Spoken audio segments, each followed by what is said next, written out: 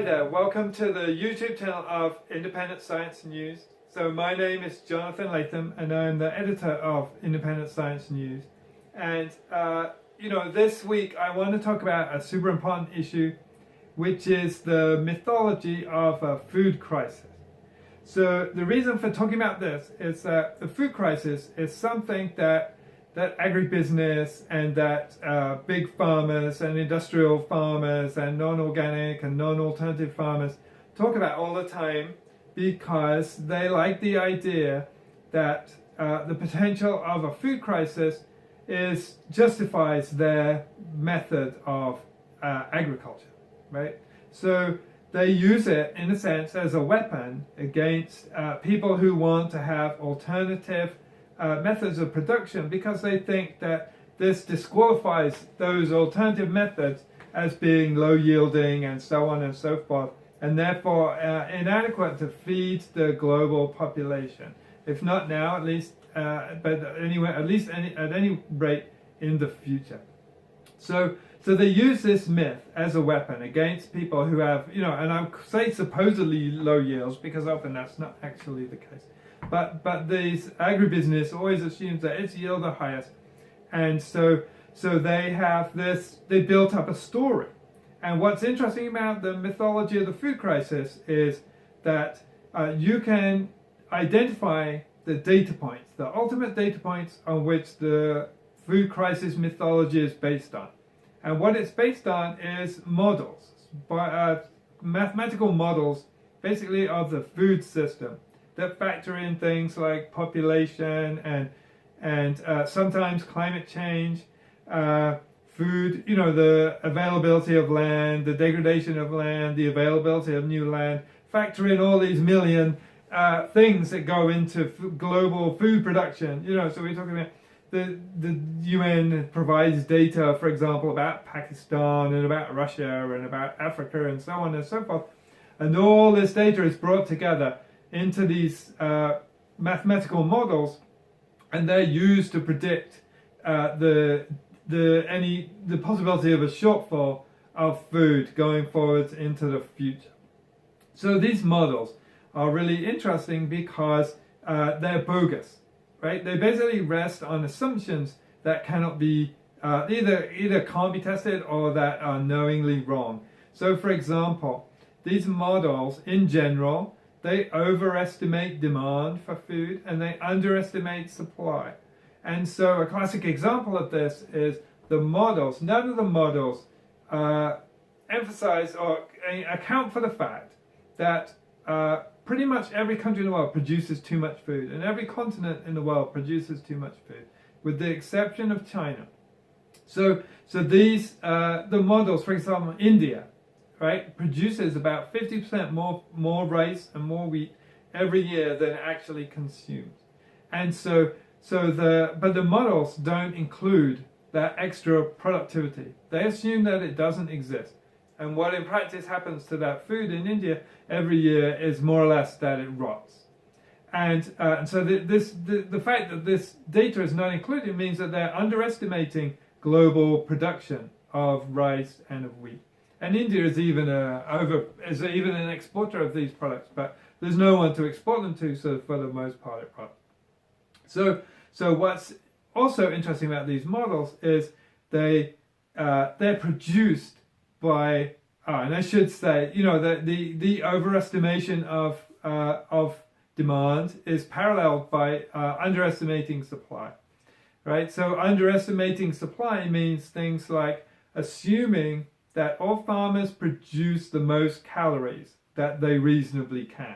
Now, it's not true, right? Many farmers could produce crops that produce many more calories, but the market isn't there for that, right? And so this is also not, it's assumed by the model that they're producing as many calories as they can.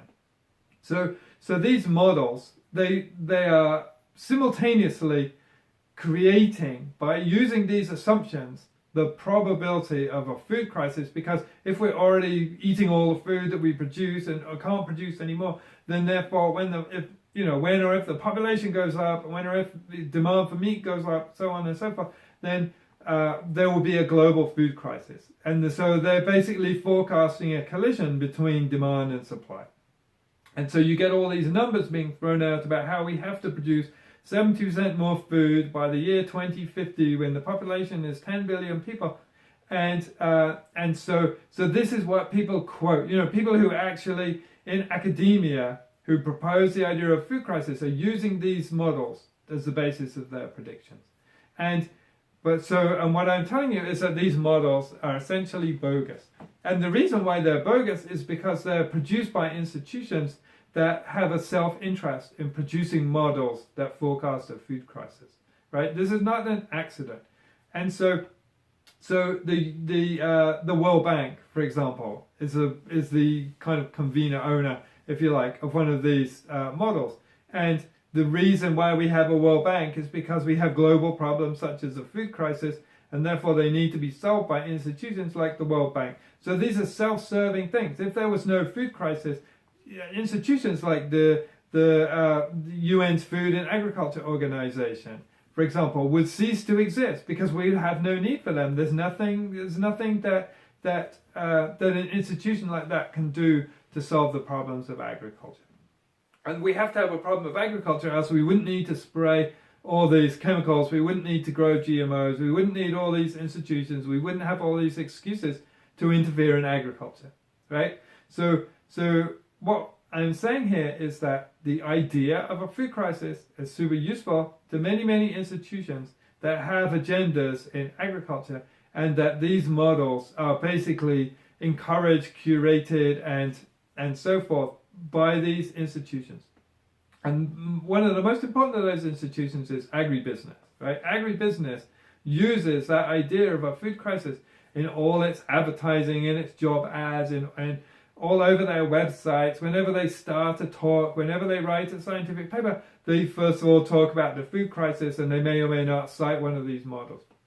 One of the interesting things that I discovered, so I went to the United Nations Food and Agriculture Organization a year and a half ago in Rome, and they were having a meeting about biotechnology, and I was only allowed to talk from the audience, but I stood up and I made a little speech about how these models were bogus, because various people were invoking these models as being the justification for new biotechnologies and strange breeding methods and so forth.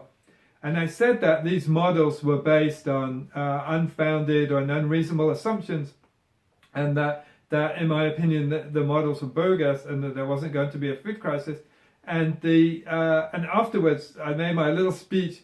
This fellow comes up to me and he said, "I'm one of the authors of these models, and I'm interested in your criticisms." And so I started to ask him really about why they'd come up with the model explanations, why they were using the models they were. And one answer he gave me, which was really interesting, was we come up with these predictions because people ask for them, right? And if we didn't come up with predictions, because he knows that the data is not good, right? That they're undercounting this and overcounting that, and you can't equate India with Africa, with Russia, or whatever. He knows that all the information going into these models is not very good information. So I said, well, why do you even offer these predictions, right? If you know that your data is no good. And he said, well, people ask for them, right? There's a demand, and I've just explained to you why there's a demand for these models, for this information. And so the second thing that was interesting that he led on to me was that actually the personnel who work on these models, so there's 4 or 5 of them that are kind of the best known ones, and they interchange personnel all the time, and they discuss their ideas with each other. And so it's no wonder that the models all agree with each other, right? And it looks good superficially. It looks good if all the models agree with each other, but what it really means is that they're tweaking the models to give the answers and make sure they don't contradict each other. So it's a false consensus. And so this leads us to a really interesting position, right? There's plenty of food in the world. India could have a 50% bigger population and would still be able to feed itself without any trouble. And so essentially these models are bogus, but it's the propaganda point of the agribusiness industry, right? All these people who are trying to force agriculture down certain routes. This is the big story, but what it means is that the big story is a lie, right? And so this essentially is an opportunity for people in the food movement, for people who don't like spraying pesticides, for people who don't think GMOs are necessary or don't want GMOs. This is an opportunity to call out agribusiness, right? Firstly, as unscientific, but secondly, as liars, right? These people are not, they're not promoting the truth. And essentially, you know, many people in the system know this, right? I think if you study the food system for long enough, you know that this is all a lie. And but unfortunately, they spread it because they are given an opportunity by these models, and also because they need it as propaganda. But if people realize, you know, if the general population realized that spraying pesticides was completely unnecessary, that plowing up the rainforest was completely unnecessary, and all these hideously bad things that were happening to you know, dead zones in the ocean, and the total wrecking of the nitrogen pathways of global chemistry and so forth, that this whole destruction of our biosphere was completely unnecessary and was actually predicated on these models. People would do agriculture differently and think about their whole existence differently too. So that's all I really wanted to say about the food crisis, at least at this moment. And thank you very much for watching our YouTube channel. Please subscribe and visit our website, independentsciencenews.org. Thank you.